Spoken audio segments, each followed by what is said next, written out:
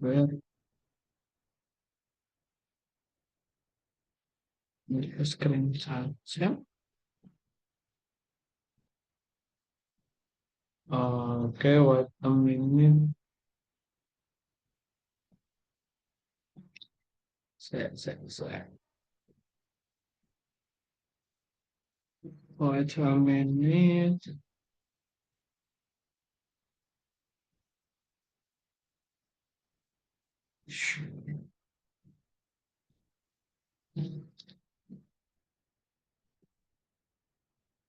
Saya kok punya aku error.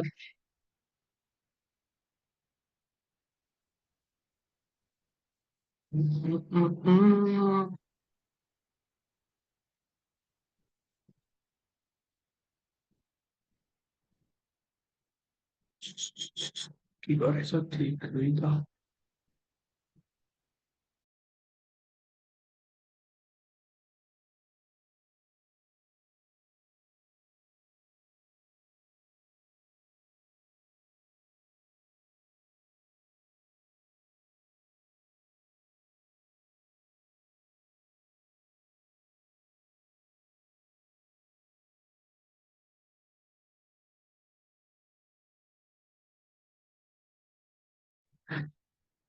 Oke, analisis bahan dan struktur senyawa organik. Slide saya kelihatan?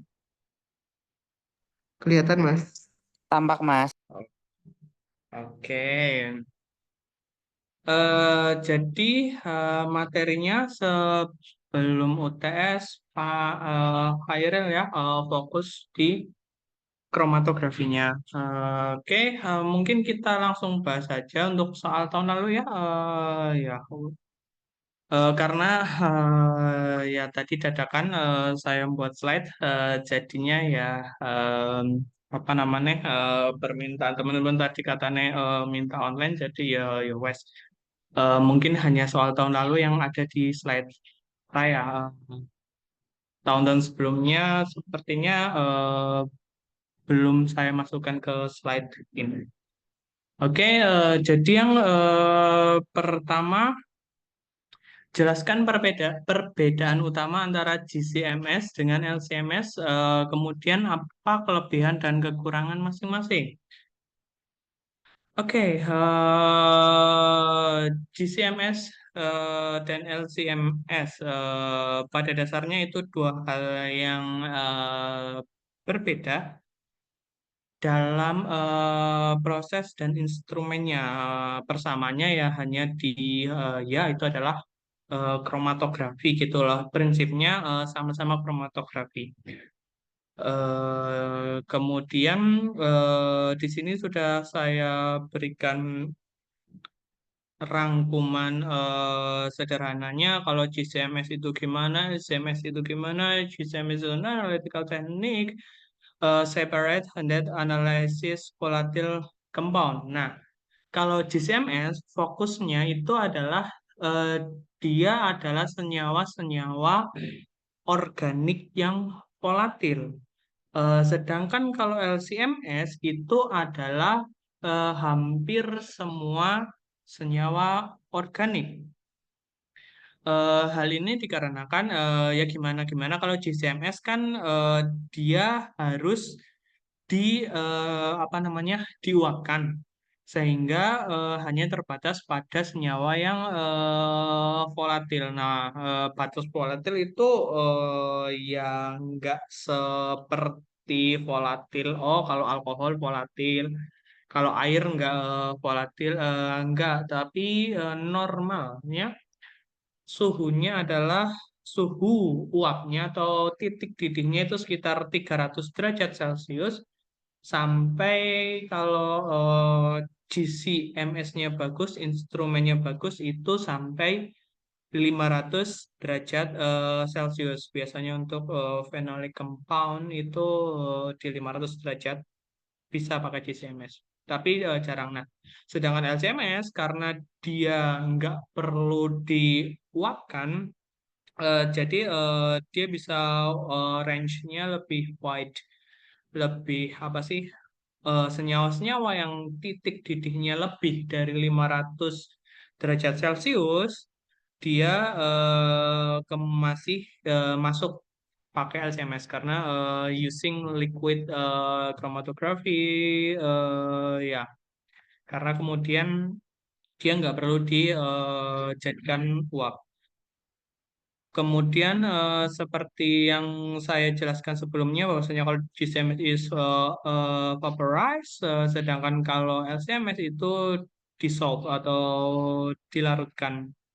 Ya, karena nanti GCMS bedanya adalah gas kromatografi itu fase geraknya itu adalah gas, sedangkan kalau liquid kromatografi fase geraknya itu eh, liquid atau em, apa namanya cairan. Sehingga kalau gas harus di vaporize, sedangkan kalau LC itu harus dissolve, dilarutkan supaya dia bisa terbawa oleh fase geraknya. Kemudian better ini diulang lagi, more versatile. Next yang common used for small organic molecule. Kemudian kalau yang LCMS commonly used in large molecule. Oke. Kalau GCMS small organic kembali hubungannya kepada titik didih. Karena normalnya small organic molecule itu dia titik didihnya rendah. Titik didihnya rendah karena interaksinya van der Waals-nya nggak sebesar ketika large molecule. Nah, kemudian kalau di sini ditulis untuk LCMS commonly used in a large molecule. Biasanya digunakan untuk analisis molekul yang besar. Apakah kemudian LCMS itu tidak bisa digunakan untuk small organic? Bisa. Cuman itu apa namanya waste too wasteful gitu loh, terlalu sia-sia, buang-buang sumber daya karena yang jelas LCMS akomodasinya, price-nya itu jauh lebih tinggi daripada GCMS karena pelarutnya butuh banyak, instrumennya lebih mahal dan sebagainya sehingga LCMS normalnya lebih mahal penggunaannya daripada GCMS sehingga ya dia digunakan untuk molekul-molekul yang khusus gitu loh, yang lebih yang nggak bisa digunakan di GC. Kemudian kalau GCMS sample preparation often involved in derivatization. Sedangkan kalau untuk LCMS sample preparation generally less demanding. Nah, tadi GCMS memang normalnya untuk small organic molecule. Akan tetapi sometimes kalau misal dia molekulnya besar, dia bisa diderivatisasi sehingga walaupun molekulnya besar, dia titik didihnya bisa turun. Contoh paling gampang adalah asam lemak. Asam lemak karena dia asam karboksilat punya gugus OH, titik didihnya itu normalnya tinggi karena dia bisa membentuk dimer antar asam lemak. Nah, akan tetapi dia bisa diderivatisasi asamnya diesterkan jadi ester fatty ester. Nah, itu karena kemudian gugus OH-nya hilang berubah jadi gugus ester, titik didihnya akan cenderung turun, drop, sehingga kemudian walaupun dia molekulnya besar, dia bisa dianalisis dengan GCMS. Itu yang dinamakan derivatisasi dalam GCMS. Jadi sometimes kalau molekul itu besar dan bisa diderivatisasi, dia it's okay untuk dianalisis menggunakan GCMS. But bedanya kalau SCMS ya wes, karena bisa untuk semuanya, dia less demanding untuk derivatization. Jarang sekali untuk LCMS pakai derivatization. Ya kemudian yang terakhir ini mengenai aplikasinya. itu kemudian beberapa perbedaan GCMS dan juga LCMS beserta kekurangannya. Ya, secara eksplisit tadi sudah saya sebutkan kekurangannya kalau LCMS, apa namanya, versatile atau bisa digunakan untuk banyak senyawa, akan tetapi price-nya, akomodasinya, penggunaan LW-nya mahal. GCMS lebih murah, akan tetapi terbatas pada senyawa-senyawa yang volatil. Ya, di sekitar situan. Kemudian, ini adalah kromatogram.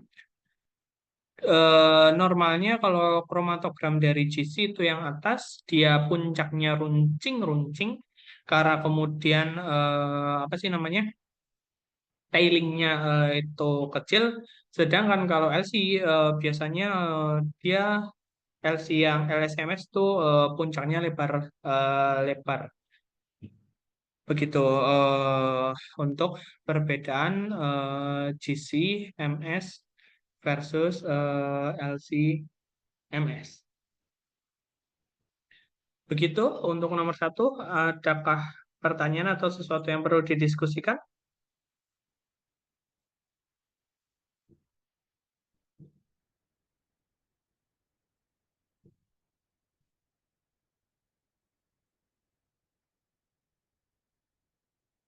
Kalau belum ada, kita teruskan ke nomor dua soal tahun lalu.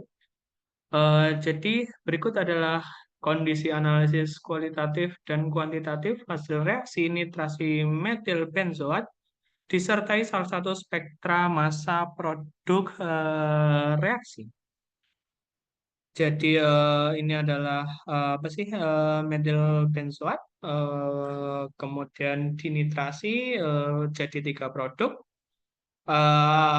Ini adalah tiga atau meta, pada posisi meta, pada posisi orto, dan pada posisi para, diberi kromatogram dan juga spektra masanya. Kemudian ini adalah eh, kenapa dia? Kemudian ini adalah kondisinya. Nah, yang pertama, uraikan secara ya itu ora kemudian munggah. Mm, mm, mm, mm. Hmm. Nah, kemudian yang pertama, uraikan secara singkat kondisi GCMS dari data yang disebutkan di atas. Uraikan secara singkat kondisi GCMS dari data yang disebutkan di atas. Jadi ini adalah kondisinya.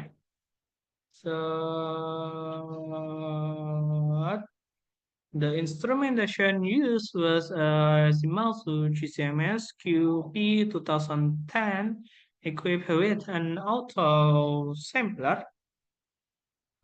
Jadi dia menggunakan auto sampler and SHR X15MS 30 meter kali 0,25 mm kolom. Jadi ini adalah kolomnya. Jadi ini merek kolomnya.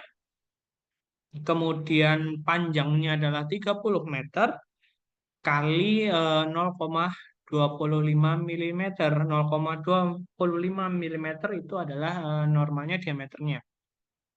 Nah, ketika menguraikan kondisi GCMS, normalnya ya mulai ditulis, bisa ditulis dari bahwasannya GCMS, instrumen ini atau GCMS ini menggunakan autosampler. Nah, mereknya itu harus ditulis. Kenapa? Karena kemudian beda merek, bisa jadi kolomnya, fase diamnya itu akan berbeda. Kayak SHRX1 ini kolomnya menggunakan fase diam apa, terbuat dari apa, itu nanti akan diketahui dari merek kolomnya. Jadi dalam menguraikan kondisi ini wajib ditulis kolomnya seperti apa atau kolomnya mereknya apa, panjangnya berapa. Next, common instrumental parameter for all injection were. Kemudian kondisi selanjutnya adalah carrier gas atau gas pembawanya at- atau fase geraknya adalah helium. Yang digunakan adalah helium, gas inert. Kemudian split ratio of 10 per 1. Jadi GC GC ini, kromatografi ini menggunakan split mode split. Jadi kalau di materi kan GC ada yang split sama non split. Jadi kalau split itu, kalau non split itu semua sampel yang diinjek ke dalam instrumen itu masuk semua, masuk ke kolom semua, dari injek sampai akhir keluar itu semuanya masuk. Sedangkan kalau menggunakan split, dia itu nggak semuanya masuk, nggak semua sampelnya itu masuk ke kolom dari awal sampai akhir. Jadi yang masuk, yang diinjekkan, sampel yang diinjekkan dengan yang dikeluarkan ke detektor itu beda karena di split. Nah, 10:1 artinya yang dimasukkan itu 10, yang dimasukkan, yang diinjek ke GC itu 10, kemudian yang kemudian dia jalan mengalir sampai ke detektor itu hanya satu, satu bagian gitu loh, split ratio. Nah, jadi split rasionya gini. Jadi split rasio is perhitungannya adalah split fan flow per column flow. Jadi split fan-nya yang dia dikeluarkan adalah 10 ml per menit, sedangkan yang column column flow-nya yang diteruskan sampai ke apa namanya detektor itu cuman kalau di contoh ini adalah 1,25 mililiter per menit, sehingga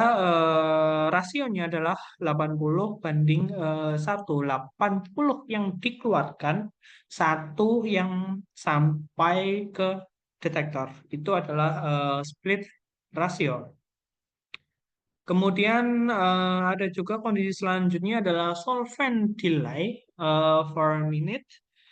Maksudnya adalah jadi em, sampelnya kan, sampel GCMS kan dalam bentuk liquid. Nah, dalam bentuk liquid, sorry, dalam bentuk larutan, terlarut, sampel terlarut, baik normalnya kalau padatan dia dilarutkan, kemudian dia diinjekkan. Nah,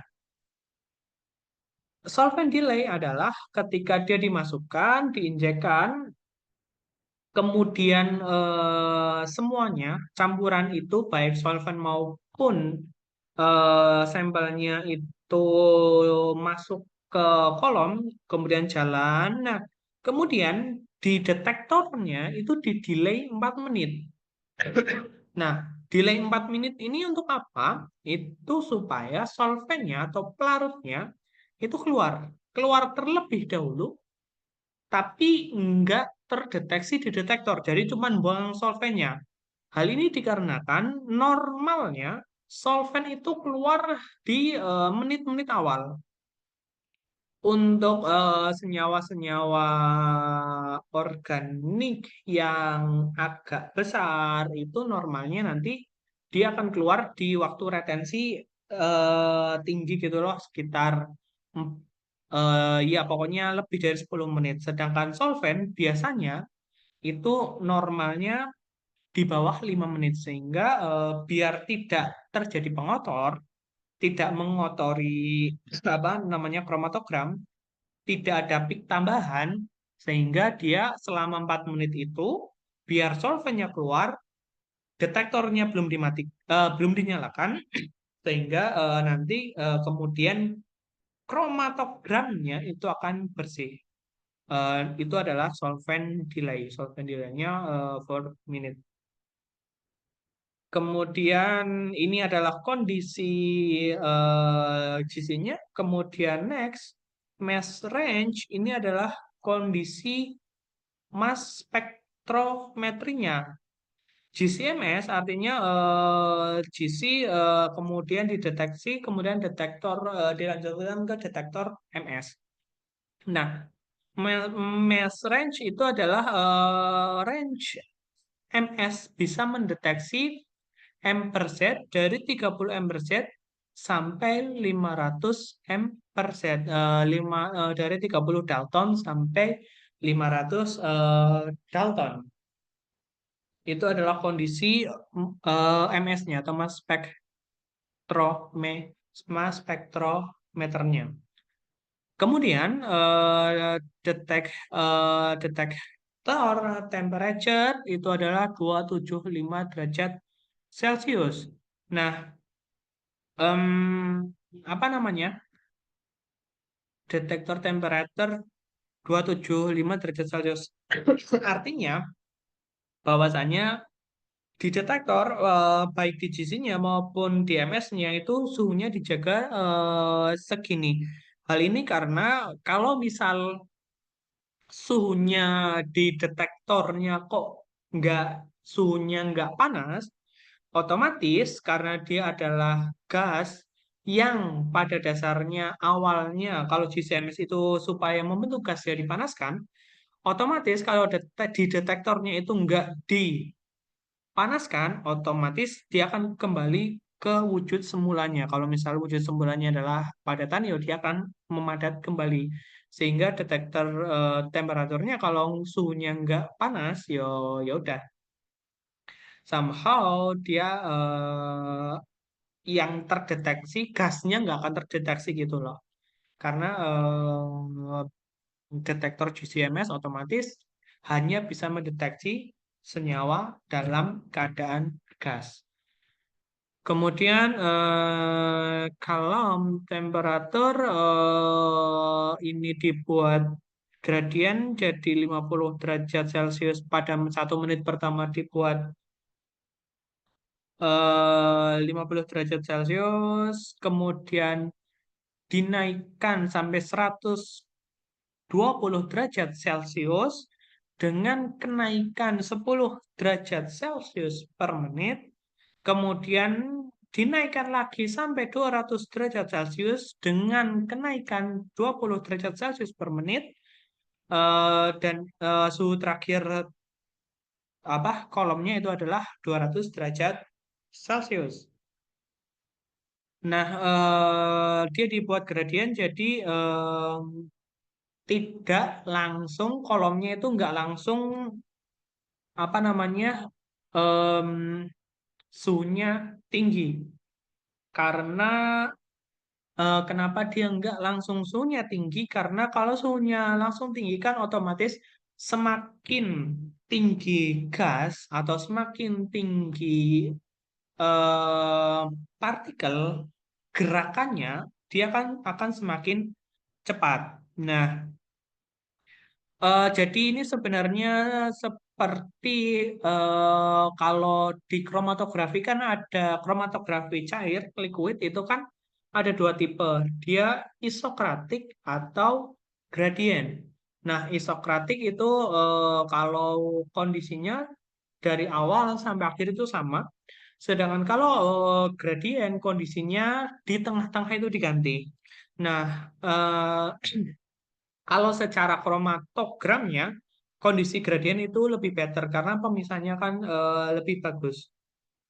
Karena kalau misal dibuat, kalau dalam kondisi CMS dibuat dari awal langsung panas, artinya semua semua partikelnya kan bergerak dengan sangat cepat. Nah, karena bergeraknya sangat cepat, somehow absorpsinya ke permukaan kolom dia itu akan berkurang atau ya otomatis lah karena gerakannya cepat dia akan ke trap atau interaksinya akan semakin lemah sehingga pemisahnya semakin jelek makanya normalnya ya dibuat perlahan gitu loh sehingga eh, pergerakan molekulnya itu atau gerak molekulnya itu nggak terlalu cepat atau bergerak perlahan-lahan sehingga adsorpsinya itu maksimal. Kemudian temperaturnya adalah 250 derajat Celcius ya. Ini untuk memastikan semua semua sampel itu menguap dengan sempurna. Oke, sampai sini adakah pertanyaan mengenai kondisi GCMS?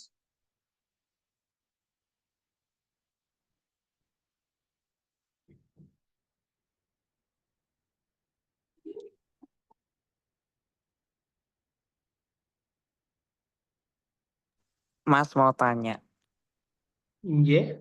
kalau yang temperatur di injection temperature sama detektor temperature itu berarti memang beda ya Mas ya? Maksudnya emang nggak sama dalam Hmm. artian itu maksudnya fungsinya juga sama kah sebenarnya intinya supaya dia nggak apa kembali menjadi fase awalnya gitu kah? Hmm, Maksudnya kalau gitu kenapa detektor. nggak sama aja suhunya atau gimana Mas? Kenapa nggak sama aja? Oke, kenapa nggak sama aja antara detektor dan injection temperature? Hmm, detektor iki kan di ujung. Oke, somehow gini, detektor kan di ujung kan. Logika sederhana yang paling mudah diterima, kenapa detektor temperaturnya harus gitu? eh, Kembali detek gini, kromatografi dia kan adalah berdasarkan adsorpsi. Nah, kalau dia teradsorpsi atau dalam prosesnya itu teradsorpsi, somehow gini gini gini gini. Langsung ke apa sih field experience atau pengalaman lapangannya. Gini, gimana gimana pun, bagaimanapun yang namanya kromatografi, walaupun di kromatografi gas somehow senyawa itu ada yang tertinggal. Masih ada kemungkinan bahwasannya senyawa itu tertinggal. Jadi kalau di kromatografi cair kan ketika kita melakukan metode pemisahan dengan kolom kromatografi, somehow mesti ada senyawa yang tertinggal di kolom tersebut. Nah, apa namanya? Makanya kalau kita menggunakan kolom menggunakan silika, silikanya kita nggak pernah yang namanya reuse. Walaupun kemudian kita cuci gimana pun nggak pernah kita namanya nge-reuse fase diam. Nah, itu karena ada senyawa yang tertinggal. Nah, detektor temperatur dibuat suhunya tinggi somehow untuk memastikan di detektor itu suhu apa namanya semuanya itu menjadi gas dan kedorong sehingga nggak ada senyawa yang keluar.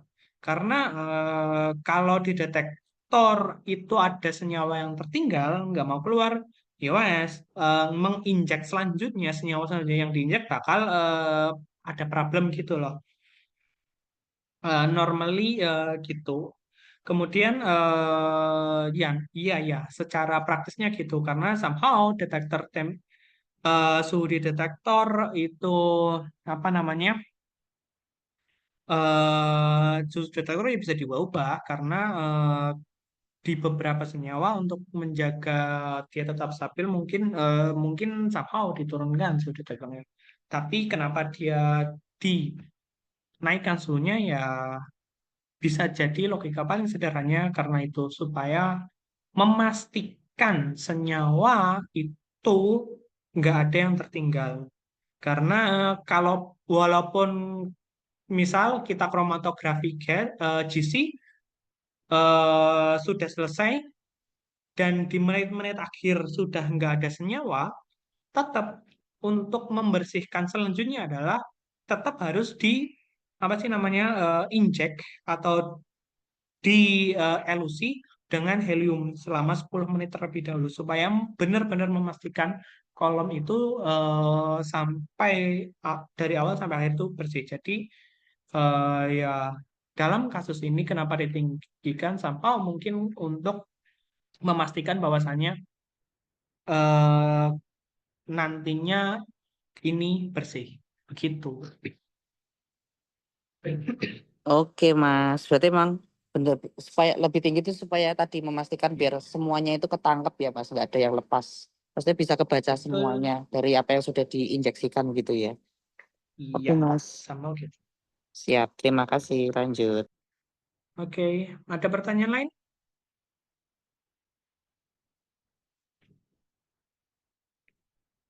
Oke, kalau nggak ada, kita lanjutkan. Next, bagaimana identifikasi produk nitrasi secara kualitatif dan kuantitatif seperti yang ditunjukkan pada gambar satu puncak 1 sampai dengan 4. Oke, identifikasi produk nitrasi secara kualitatif dan kuantitatif. Karena yang dimaksudkan puncak satu, gambar satu sampai puncak satu, sorry, pada gambar satu, puncak 1 sampai 4. Otomatis yang di refer adalah gambar kromatogram. Karena kromatogram paling gampang, kita menyebutkan secara kuantitatifnya terlebih dahulu. Oke, jadi kalau di sini disebutkan puncak satu itu adalah metil benzoat, puncak dua itu adalah 2 nitrobenzen, 2 nitro, ini puncak 2. Terus kemudian yang ketiga, puncak 3. Mana puncak 3? Ini yang sedikit. Puncak 3 itu adalah ini, para nitro. Kemudian puncak 4 yang paling banyak itu adalah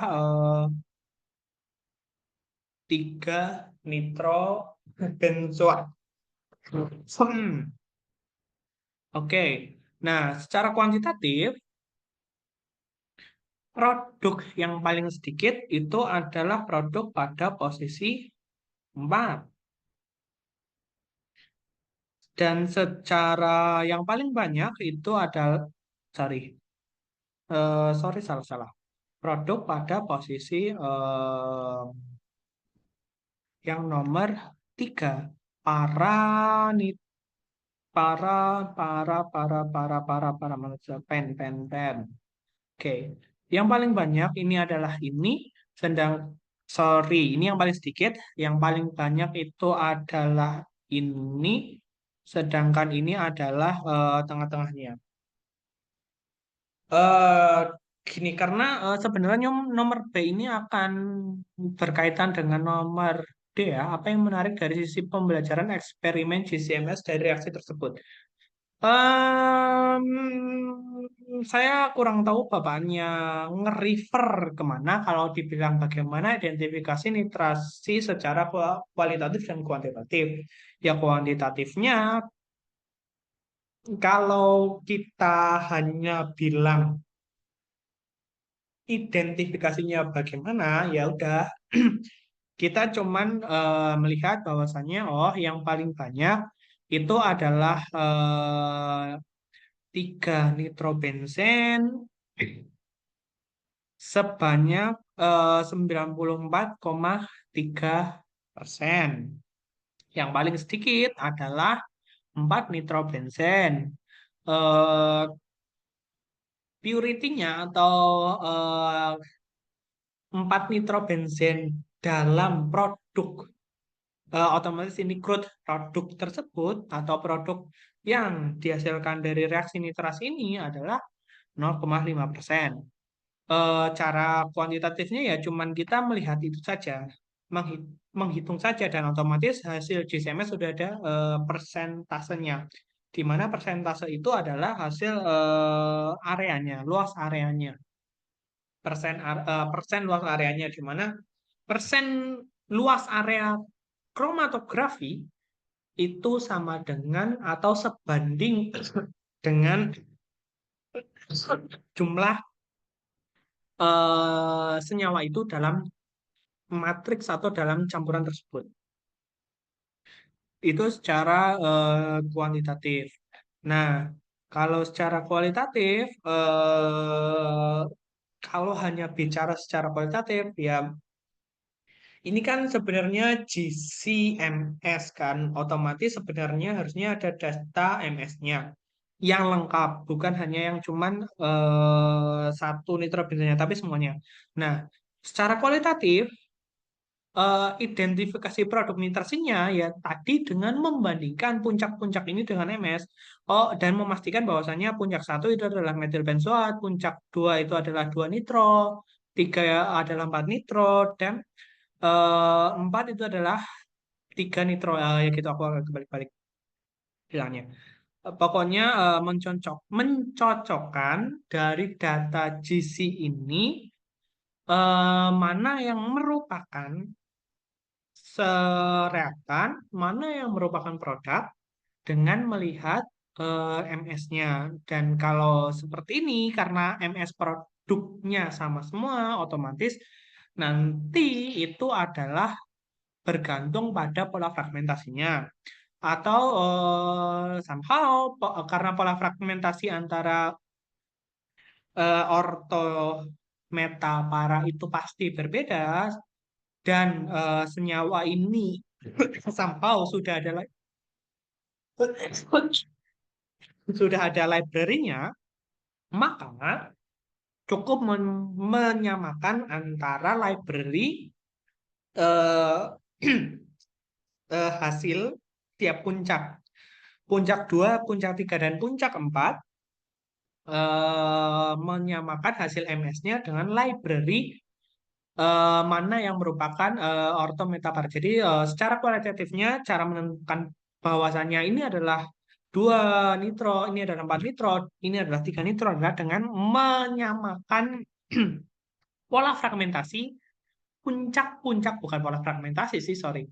Puncak-puncak MS dengan puncak MS standar. Nanti diketahui.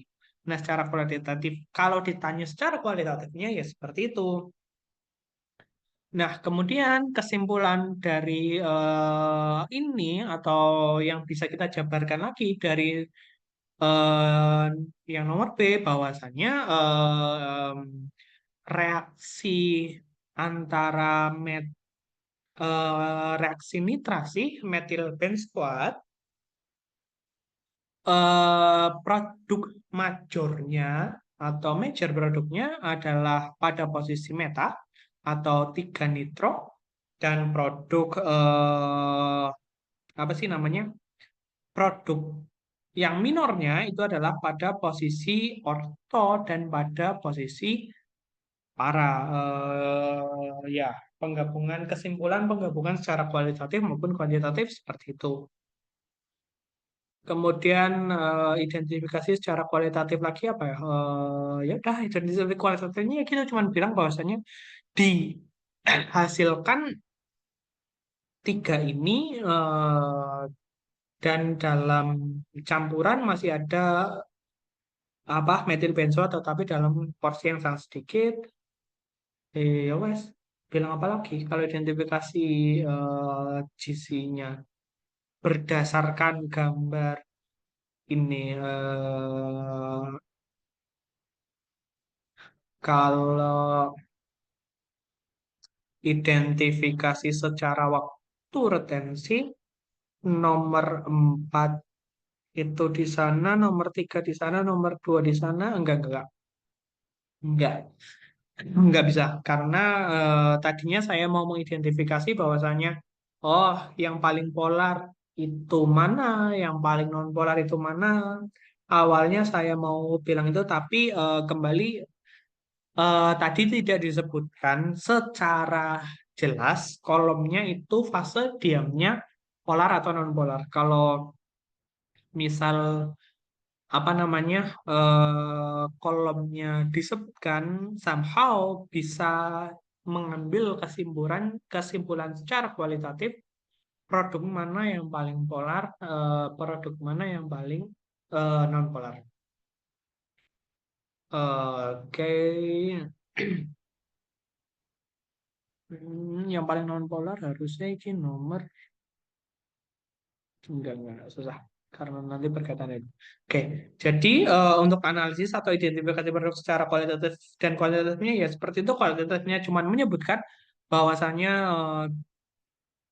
hasilnya adalah metil 2 metil 4 metil 3.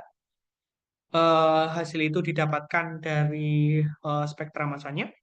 Sedangkan analisis secara kuantitatifnya bahwasannya ya itu disebutkan 2 nitrobenzennya itu berapa persen, 4 nitrobenzennya berapa persen, 3 3 nitrobenzennya itu berapa persen, dan yang paling major itu apa. Ya, kalau dimintanya seperti analisis secara kualitatif, kuantitatifnya ya hanya seperti itu, menurut saya. Oke, ada pertanyaan? Ah, sepertinya gampang kali ini.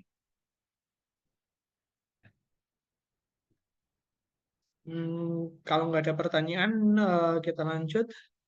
Oke, yang nomor C. Uraikan pola fragmentasi spektrum massa metil 4 nitrobenzoat ditunjukkan gambar berikut. Oke, ini fragmennya atau ini adalah spektrum massanya. Ya, jadi karena tadi itu saya belum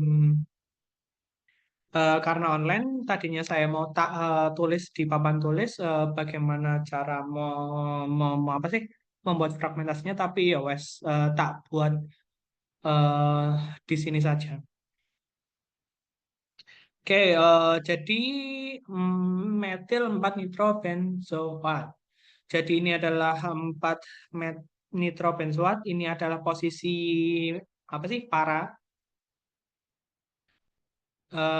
Jadi normalnya kalau kita menuliskan fragmentasi, pertama-tama kita em, beri panah, kemudian kita tulis.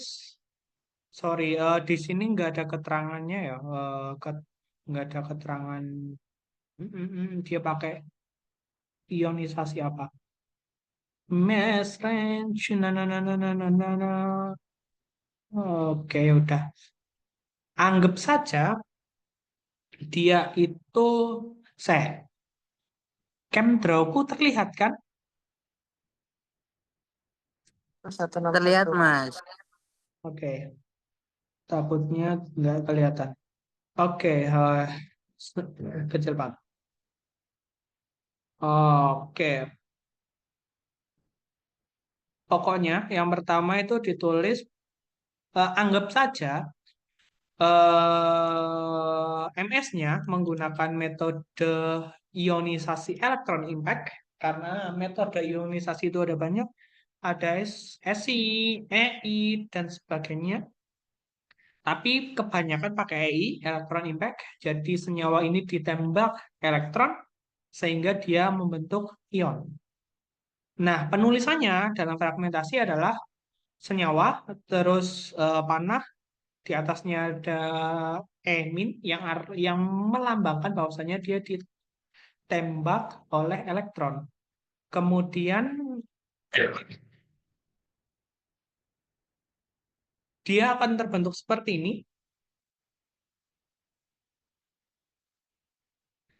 dan kemudian lambangnya adalah dot plus.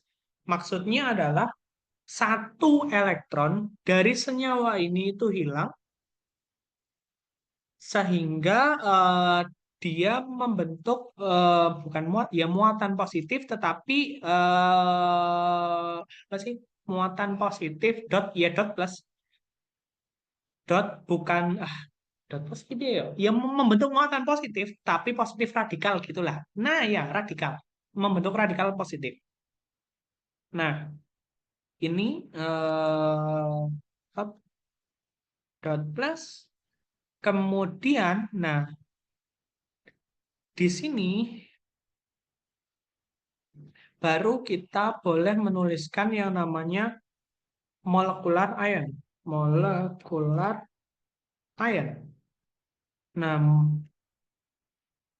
molekular ion atau M per Z yang paling kanan itu adalah analisis exact mass.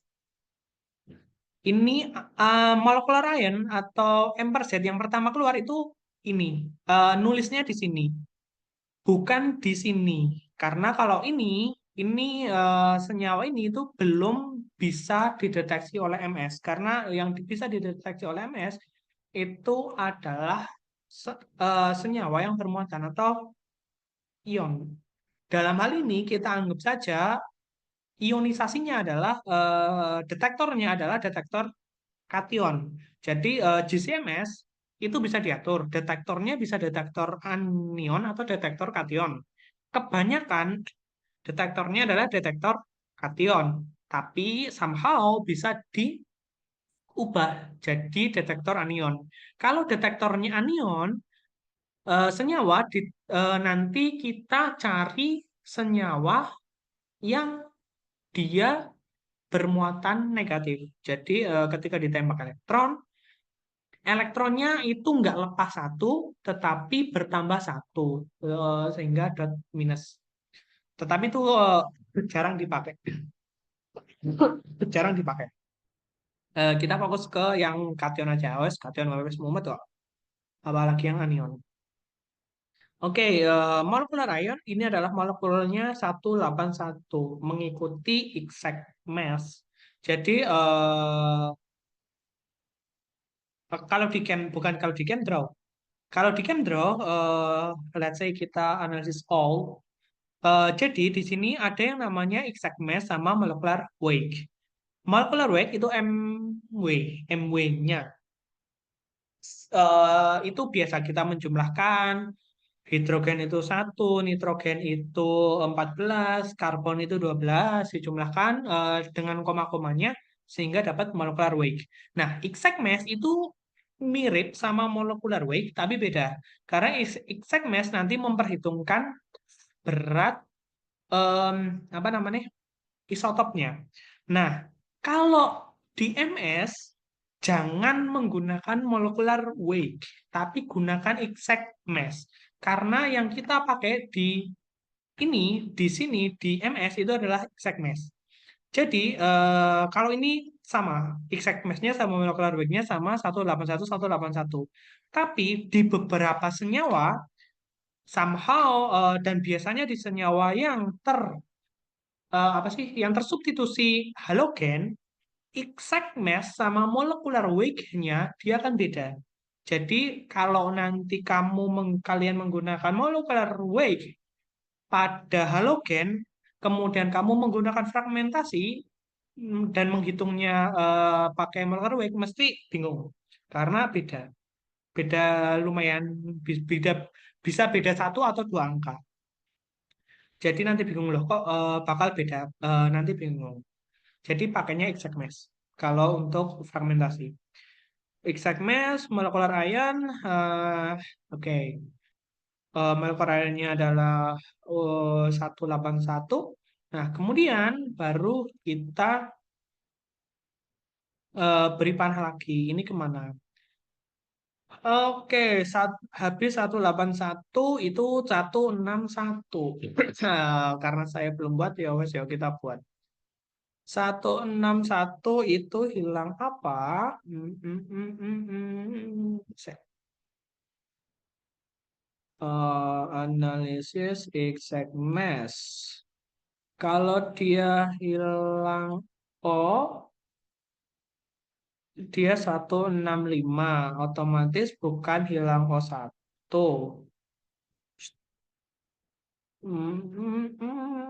NO2.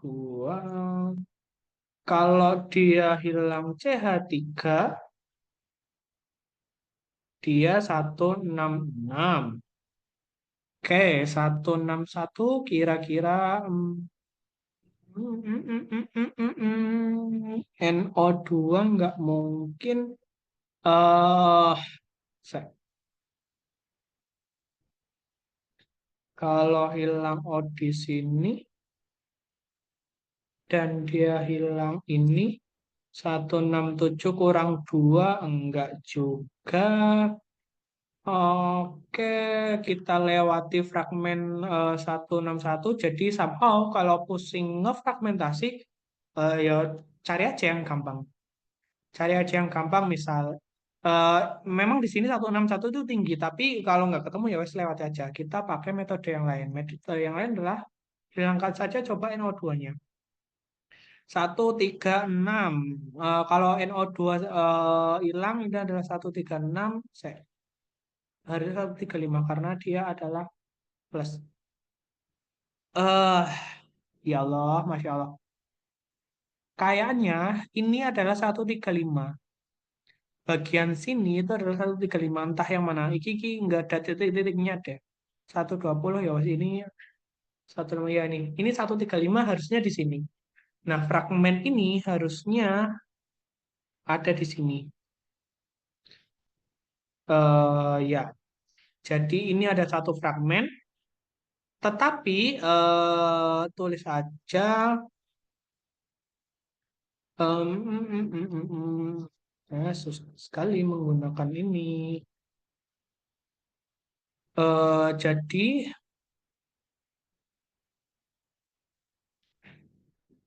saya, nah, ya,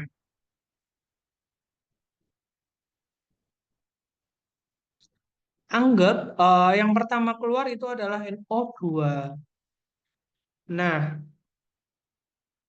kalau kita mengambil fragmentasi dari molekular ion, dia kan dot plus. Berarti NO2 yang keluar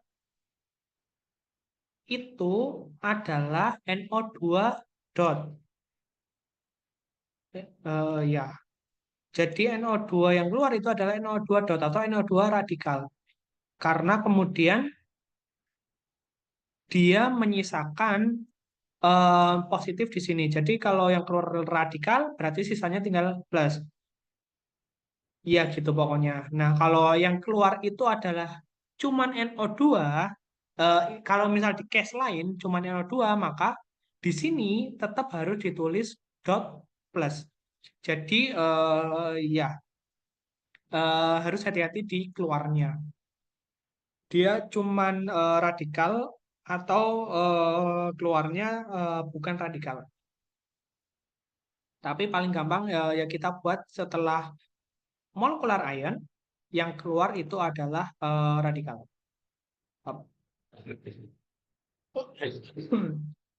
Terus ini satu fragmen.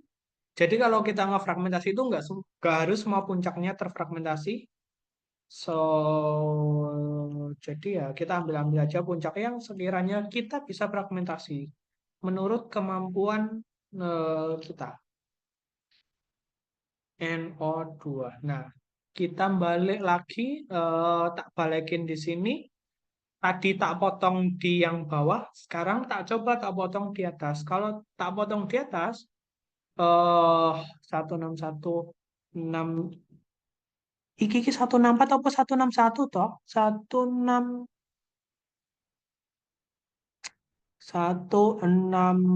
Kayaknya 164 deh, Mas. Oh, ya pantas 164 orang ketemu. Ya, 164. 164 paling gampang yo tak keluarkan dari OJ3-nya. Ya, harus tak analisis. Analisis exact mass. OCH3 O-nya mm, mm, mm, CH3 terpotong ya ora iki CH13 166. Nah, ini kan 164 165. Nah, ini ada kecil 166. Nah, jadi kalau kita ngefragmentasi nggak harus apa namanya puncak-puncak ya. tinggi itu loh. Jadi bisa puncak yang kecil 165 itu bisa puncak ini. Kemudian atau kemungkinan lain kayak one hilang satu deh.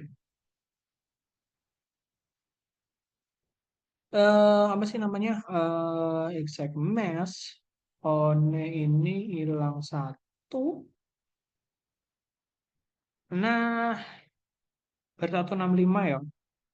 O-nya hilang satu. Oke, ora apa-apa lah. Terus kemudian ini O-nya hilang satu. Itu 165. Ini exact mass-nya kalau di ngefragmen ini diganti ya. Jadi apa namanya?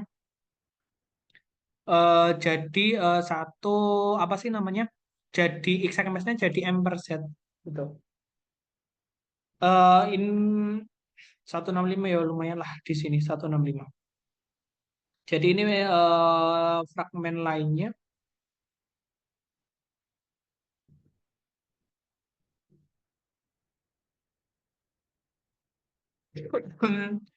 Oke, terus apa sih namanya? Ditulis yang keluar oh ya, oh radikal.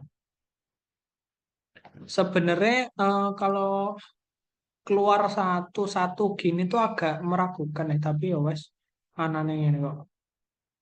Anane mung ini jadi ya sudah it's okay. 165 berarti pick yang ini.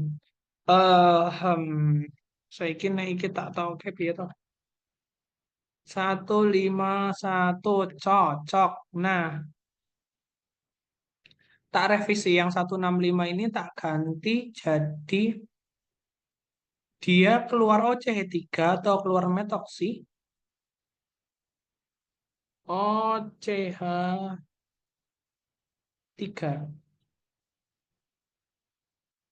Nah, ini minus ya. Aish. Minus OCH3 ini minus OCH3 dot. Ya pokoknya dot dikasih di sini. Ah, minus OCH3 dot. Jadi dia exact mass-nya adalah 150 di mana 150 adalah base peak. Nah, kalau base peak sama sini M per Z spin rata saat ini 150. Terus enter base peak. Nah, nulisnya seperti ini. Iya. Nah, M per Z 150 yang merupakan base peak. Base peak adalah puncak dengan kestabilan paling tinggi. Oke, terus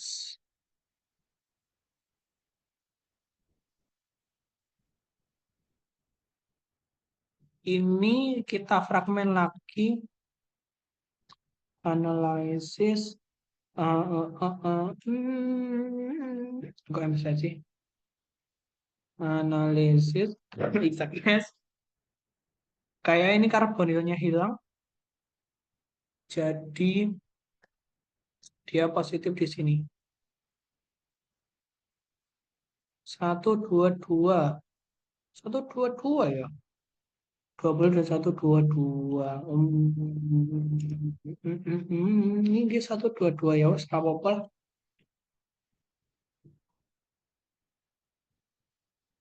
Nah, kemudian karbonilnya itu hilang. Ya nanti kalau kurang itu dihitung lagi. Tapi sekitar ya di sini 122 ada pinknya. Tapi harusnya kayak 120 sih ini, bukan 122. Ya. Nah, pinknya hilang berarti ini minusnya adalah C double bond O. Dia yang keluar itu adalah karbonilnya. Nah, kalau yang keluar setelah ini, kan ini awal, setelah molekular ion, awal. Nah, karbonil yang keluar setelahnya itu adalah dia nggak pakai dot, nggak pakai radikal. Itu perlu diingat karena di sini udah nggak ada radikal. Oke, terus, nah kemudian NO iki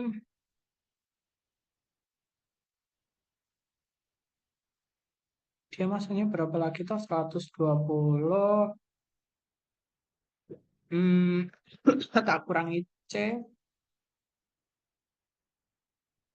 Oke, tak kurangi C, C, C, C berarti dia adalah rangkap gini, gini,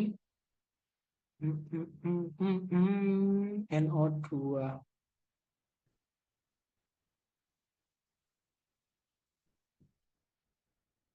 plusnya di atas, analisis exact mass 110 tahun ya. 104, oke. 120 kurang 104 ki biro. 16 ki. 16 oksigen. Sebenarnya apa namanya? Kalau motong itu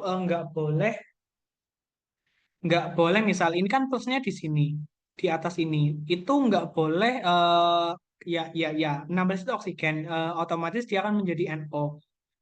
Tetapi kemudian kalau kita membuat pola fragmentasi itu kan nggak boleh apa sih melompat lompat-lompat gitu loh. Jadi harus harus yang namanya berurutan. Jadi kalau motongnya mulai dari ujung sini, plusnya di sini, berarti kemudian yang dipotong itu adalah karbonilnya. Nggak boleh tiba-tiba yang dipotong adalah NO2-nya. Nah, jadi harus satu. Harus searah gitu loh. Seharusnya gitu. Cuman kalau dalam beberapa kasus khusus, gini, ini gini, bagi yang udah biasa ngefragmen 92, 76, 50 itu adalah fragmen benzen. 92 ki nek salah tropilium, 76 iki adalah benzen, 50 dan ke bawah itu adalah fragmen benzen, pecah-pecahan benzen gitu loh. Nah, tetapi karena menurut aturan tadi yang barusan tak bilang, sebenarnya ini tuh nggak boleh yang namanya motong dari atas, motong bawah. Itu sebenarnya nggak boleh. Tetapi kenyataannya di fragmen ini ada pada satu titik NO-nya hilang, terus kemudian OCH3-nya hilang, karbonilnya bukan karbonil, O-nya dari karbonilnya itu hilang. Sehingga dia membentuk tropilium. Bentar. Di mana ya? Saya. Aku ki ngefragmen itu di se, di tesisku ada nggak ya? Sorry. Tak buka ke tesisku ben gampang. Nggak perlu nulis lagi aku. Tesis fragmentasi. Udah. Nah, ini dia yang tak bilang. eh jadi em, normalnya gini, jadi yang seperti yang tadi kita bilang, 91 itu adalah tropilium, ini adalah ion tropilium, jadi biasanya terbentuk keseimbangan, jadi ada eh, C plus, kemudian dia membentuk keseimbangan, terus membentuk ion dengan M/Z91 itu namanya ion tropilium, kemudian dia melepaskan C2H2 membentuk M/Z65, ini kan di sini. Jadi 91 atau 90 harusnya itu sorry, tropilium itu 91, Pol 1 itu di sini 92 tropelium ketambahan H1. Di Samkes itu memang ada 92. Terus 9 itu kepotong CH-nya jadi 6565 tuh di sini. Nah, itu adalah fragmen yang lumrah dari benzen. Kemudian fragmen lain adalah benzen di 77, kemudian hilang C2H2 jadi 51. Fragmennya itu adalah ini 70 berapa? 77, 7677, kemudian dia hilang keluar C2H2, kemudian dapatlah yang 51 ini. Berarti 50 lagi kekurangan H1, kemudian dia turun lagi jadi 39. Itu adalah fragmen yang lumrah di benzen. Nah, itu terjadi jalur itu mau nggak mau adalah dari molekular ion minus minus NO2 terus minus somehow OCH3 terus minus ya minus minus O sehingga nanti didapatkan seperti ini.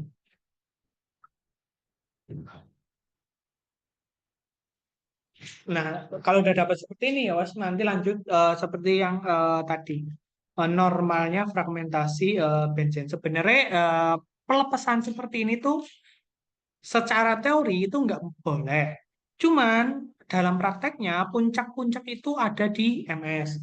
Jadi ya mau nggak mau atau ya somehow entah gimana ceritanya, ya ini NO2-nya lepas, OCH3-nya lepas, O-nya lepas. Sehingga kebentuk tropilio, kebentuk benzen, dan sebagainya. Itu adalah sekilas fragmentasi yang bisa ya, termudah yang kita dapatkan dari 4 nitrobenzen dari spektra massa ini.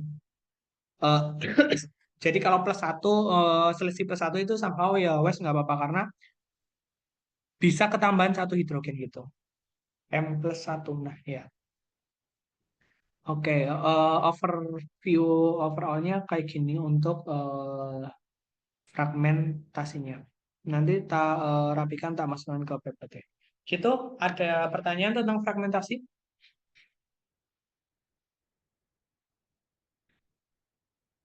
Ya, emang agak rumit sih. Ya, nggak agak sih, emang rumit sih. Kalau yang nggak kebiasa ngefragmen, yo bingung. Karena banyak aturannya. Mas, aku mau Oke. nanya, Mas.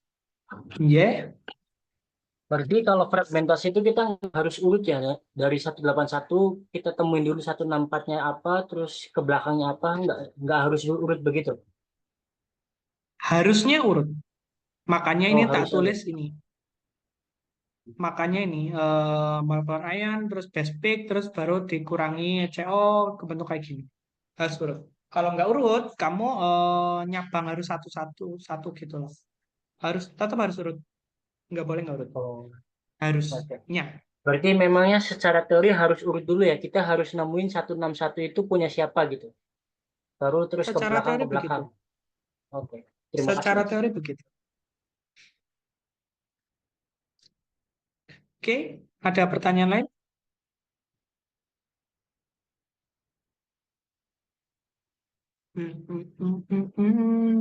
Kalau nggak ada, eh, kita lanjut ya. Rupanya udah mau jam 11. Oke, pertanyaan selanjutnya apa yang menarik dari sisi pembelajaran eksperimen GCMS dari reaksi tersebut? Nggak tahu. Bagiku ya biasa aja. Enggak. Oke. Apa yang menarik bahwasannya hal ini sesuai teori? Ya, ya sesuai teori. Kan kita tahu bahwasannya eh, ini gugus ini karbonil mengikat OCH3 atau apa sih gugus ester itu kan apa namanya pengarah meta. Otomatis kalau kita lakukan iterasi, produknya akan masuk kepada posisi meta. Posisi meta atau posisi 3 gitu loh. Dengan demikian, dari eksperimen ini kita bisa teori itu terbukti, teori bahwasannya gugus ester itu merupakan pengarah meta. Dibuktikan bahwasannya 3 nitrobenzen itu apa namanya memiliki atau kadarnya itu sangat tinggi, yang paling tinggi di produk ini. Kemudian apa kemudian siapa produk orto dan produk para itu yang lebih jauh lebih sedikit terbentuknya. Berarti teori bahwasannya ester adalah gugus pengarah meta itu terbukti ya. Itu bisa dibilang apa yang menarik dari eksperimen itu untuk membuktikan teori. Oke, ya wes gitu aja. Aku nggak tahu apalagi yang menarik. Saya tidak menjelaskan. Ya wes ngono wae. Apa yang menarik dari eksperimen GSM itu. Oke ya, kita next saja. Sesimpel itu wae, wes. Terus nomor 3, dalam teknik HPLC dikenal beberapa istilah berikut. Ada RP chromatografi, SE chromatografi, ion exchange, sama hydrophobic interaction. Oke, ini berbeda-beda semua. Secara singkat, tak jelaskan saja. Saya tadi nggak sempat menuliskan, jadi wes gambar-gambar tok. Sisanya penjelasan dari saya. Reverse phase, reverse fase terbalik. Terbalik berarti ada yang nggak terbalik. Yang terbalik itu adalah normal. Normal phase kromatografi, di semua kromatografi normal phase atau yang normalnya fase diamnya adalah polar, fase diamnya adalah polar. Nah, karena reverse terbalik, berarti fase diamnya itu adalah non polar. Sebatas itu bahwasannya kalau apa namanya reverse phase HPLC adalah HPLC atau HPLC yang menggunakan fasa diam berupa kolom non polar. Biasanya apa sih fase diam non polarnya? ODS, ODS kayaknya. Iya, ODS, oktadesil silil itu biasanya digunakannya itu, tapi ya banyak banyak jenis lain. ODS itu adalah oktadesil. Ya, oktadesil alkana dengan rantai yang panjang, sehingga dia sifatnya nonpolar. Sehingga reverse phase chromatography ini ya HPLC yang menggunakan kolomnya non polar. Kemudian yang simpelnya gitu, nanti ya kata-katanya dijabarkan sendirilah gimana. Karena dia non-polar, berarti yang ditahan nanti adalah sampel-sampel non-polar, kemudian yang polar dia akan jalan atau keluar lebih dahulu. Ya wes, cerita seperti itu. Tapi bedanya ya seperti yang teman-teman ketahui di kolomnya. Kemudian ada size exclusion chromatography. Size exclusion itu adalah kolom kromatografinya, kolom HPLC-nya itu didasarkan pemisahannya eh, pemisahannya berdasarkan size atau ukuran ukuran partikel. Jadi kalau reverse phase itu reverse phase dan normal phase itu berdasarkan kepolaran interaksi antara kepolaran sampel dan fase diam. Kalau size exclusion adalah berdasarkan ukuran. Jadi normalnya eh, ya nanti Tergantung sih apa namanya mode atau tipe kolomnya gimana. Tetapi yang paling bisa gampang dibayangkan adalah small particle akan keluar terlebih dahulu dan larger atau partikel yang besar akan keluar di akhir-akhir. Jadi di HPLC ini dia dipisahkan berdasarkan ukuran molekul. Jadi ini biasanya kalau nggak salah digunakan untuk asam amino. Kan ada asam amino yang kecil, ada asam amino yang besar, atau protein-protein. Lalala. Jadi nanti biar protein yang kecil atau asam amino yang kecil nanti keluar terlebih dahulu, kemudian yang besar tertahan lebih lama. Itu adalah size exclusion. Kemudian ion exchange chromatografi. Nah, HPLC ini berdasarkan muatan. Nah, kalau ini spesifik biasanya digunakan di asam amino dan ataupun protein. Asam amino ataupun protein untuk memisahkan asam amino atau protein. Jadi kan seperti yang kita tahu asam amino itu kan bisa bermuatan. Bisa bermuatan positif, bisa bermuatan negatif tergantung kepada pH-nya. Nah, nanti fase diamnya di ion exchange itu bisa kation, bisa anion, bisa muatannya positif, bisa muatannya negatif. Kalau misal fase diamnya muatannya negatif, berarti nanti asam amino atau protein yang bermuatan negatifnya lebih, yang bermuatan positifnya lebih banyak, dia akan terikat lebih lama di fase diam. Kalau fase diamnya anion, jadi kan kalau muatannya berbeda dengan fase diamnya, otomatis interaksinya akan lebih kuat karena ya kalau yang eh, di normal phase, reverse phase itu kan kesamaan. Nah ini beda, beda beda muatan. Kalau di ion exchange. Jadi kalau yang muatannya beda, dia akan keluar lebih lama. Kalau yang muatannya sama, dia akan lewat. Karena positively charged protein bind to negatively charged apa ini bed. Sedangkan negatively charged itu akan bablas gitu loh. Ya, dan sebaliknya. Jadi di kolom ini nanti kolomnya berupa kation atau anion dan sampelnya nanti bermuatan, nanti yang muatannya sesuai dia akan bablas. Kalau muatannya yang nggak sesuai akan tertahan lebih lama. Itu adalah overview tentang ion exchange ini untuk protein dan asam amino. Terus yang terakhir adalah hydrophobic interaction chromatography.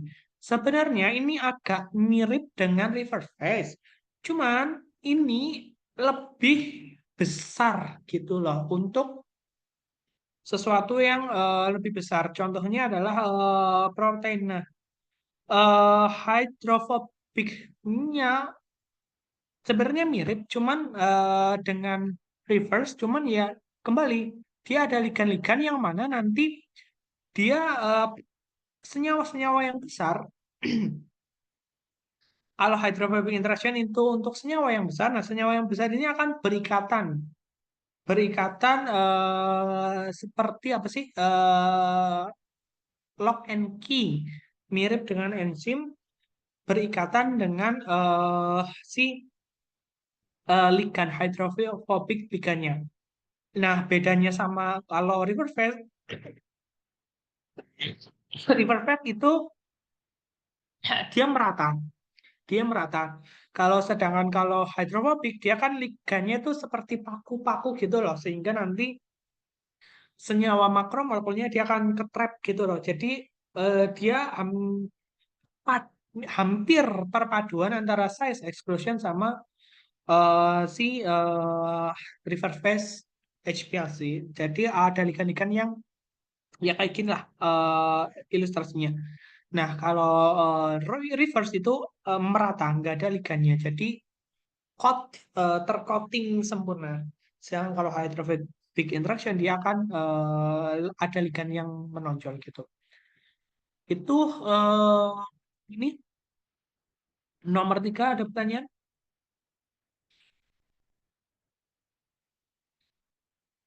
Nanti mungkin ya bisa dibuka-buka lagi aja. Oke, ini cuma teori simpel. Oke, nomor 4 terakhir. Apa yang Anda ketahui tentang flash chromatography? Terus apa bedanya antara flash chromatography dengan solid phase micro extraction? Oke, saya nggak tahu ini maksudnya Mbak Hairil itu gimana dalam artian sepanjang yang saya tahu ini adalah dua hal yang benar-benar berbeda.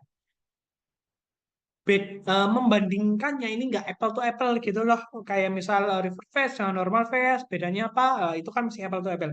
Nah ini adalah flash chromatography dan SPME. Eh, tetapi ya sejauh yang saya ketahui, kalau flash chromatography pada dasarnya itu adalah em, ini nggak cuma di kolom ya, tapi normalnya itu istilah yang ada di kolom kromatografi ketika kita memberikan pressure kepada pada saat kita melakukan kolom kromatografi. Somehow pressure-nya itu low pressure dan fokus on purification and speed. Jadi fokusnya kepada kecepatan kita melakukan kolom kromatografi. Jadi sebenarnya flash chromatography adalah chromatography kolom yang diberi tekanan sehingga keluarnya lebih cepat. Itu adalah flash chromatography. Secara sederhana seperti itu. Kemudian, solid phase micro extraction ini adalah apa sih namanya? Solid phase micro extraction. Solid phase fase padat, ekstraksi mikro fase padat. Jadi ilustrasinya adalah seperti ini. Jadi misalkan ada sebuah matriks atau sebuah sampel, kemudian di dalamnya ada analit, ada non-analit atau matriksnya, kemudian kita beri semacam apa namanya adsorben, dalam hal ini adalah injektornya, kemudian injektornya kita masukkan, nah nanti analitnya dia akan teradsorb ke injektor. Ini itu masih injektor ya, jadi ini masih injektor. Nah, kemudian injektornya kemudian ditarik, set, hanya si analit aja yang ketarik, dan kemudian ini analitnya kemudian dimasukkan ke kromatografi. Biasanya dilanjutkan ke GC ataupun LC. Sehingga SPME itu adalah ada dua, jadi the absorption of analyte into a layer adsorptive material. Jadi analitnya dia akan teradsorb ke suatu material padat. Kemudian setelah teradsorb, analitnya kemudian transfer dimasukkan ke kromatografi inlet. Jadi ini semacam metode pengambilan analit gitu loh, ekstraksi untuk mengambil analit dari suatu matriks. Kemudian baru dimasukkan ke GC ataupun LC. Simpelnya seperti itu. Nah, itu adalah SPMI. Nah, ini kan beda banget gitu loh, sangat-sangat tidak apple to apple. Jadi saya ki nggak mudah maksudnya Pak Hairil itu membandingkan apa yang poinnya itu mau nyari apa gitu loh. Tapi kalau kita breakdown satu-satu ya seperti yang saya bilang, kalau flash column ya dia adalah kromatografi yang dikasih tekanan, normalnya digunakan di kolom kromatografi, sedangkan kalau SPMI itu adalah proses mengambil analit dari suatu matriks, biasanya nanti diteruskan ke kromatografi. Ya wes, itu adalah suatu hal yang sangat beda dan bisa dijelaskan seperti apa yang tadi saya bilang. Begitu, thank you. Overall ada pertanyaan?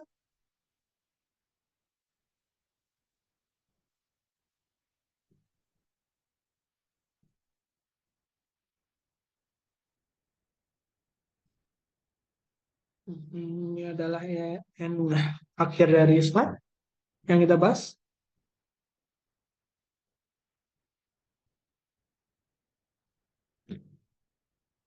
Oke, kalau misal nggak ada pertanyaan, mungkin itu saja yang bisa saya sampaikan di tutor kali ini. Eh, Kalau sudah, saya tutup apabila ada kesalahan.